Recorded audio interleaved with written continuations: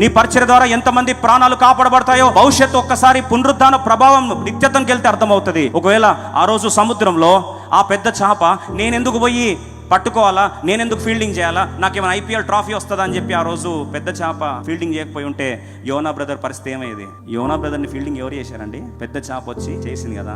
నేనెందుకు చేయాలా, ఆయన ఎట్లా మొండోడు, ఎట్లా దేవుని మాట వినోడు, చచ్చిపోతే పోలే, అట్లాంటి మోసే బాధ నాకెందుకు ఇంత కష్టం. ఫీల్డింగ్ చేయాలంటే రాసుకోరండి. నేను న్యూస్ వచ్చింది, ఫీల్డింగ్ చేస్తూ ఒక ఇంజూరీ అయ్యాడంట, పాపం పనికిరాలేదు, ఇంకా క్రికెట్కి పనికిరాడు. అప్పుడు ఇది కూడా నాకు మొత్తం గీతలు పడి నేను పనికిరాకుండా పోతే ఎట్లా? కానీ వచ్చి ఆ రోజు పట్టుకుంది. ఏమేమి తెలుసా అండి? 1,20,000 మంది నినివే ప్రజలు మారు మనసు కారణమైంది ఆ చేప యొక్క నమ్మకత్వం. ఈ నమ్మకత్వము కోట్ల మందిని ప్రభావితం చేస్తుంది.